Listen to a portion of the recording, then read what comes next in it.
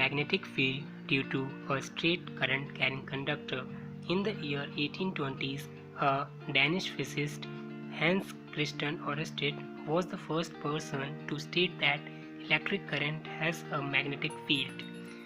He observed that the current through a wire caused a deflection in a nearby magnetic needle. Ørsted placed a compass near a wire attached to a battery. As the electric current flew through the wire, the compass needle gets deflected. This shows that a conductor carrying current has a magnetic field around it. If the direction of the current is from north to south, the deflection of the magnetic needle is towards the east. If the direction of the current is from south to north, the deflection of the needle is towards the west.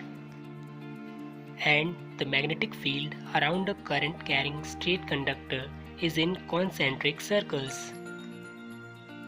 Let's do an activity to understand it well.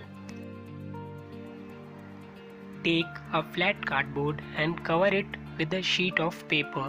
Now in the middle of the cardboard, make a hole and through it pass a thick wire and connect the ends of the wire to a dry cell using the connecting wires. Now current is passed through the circuit and we have to sprinkle some iron filing on the cardboard, or we can also plot the magnetic lines of force around the conductor with the help of plotting compass. Now it is observed that the line of force are in the form of concentric circles and the direction of lines of force will be clockwise.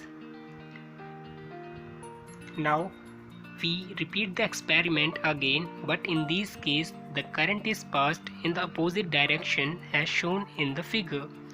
In this case we can observe that the lines of force will be in anti-clockwise direction. If we increase the strength of the current, then the number of lines of force around the conductor also increase. It means that the magnetic strength of the conductor increases with the increase in current. So from this activity we can say that a straight conductor carrying current produces concentric magnetic field lines around it. The direction of the magnetic field lines can be given by the compass, or we can also use right hand thumb rule. The magnetic field is directly proportional to the strength of the conductor. The magnetic field is inversely proportional to the distance from the conductor.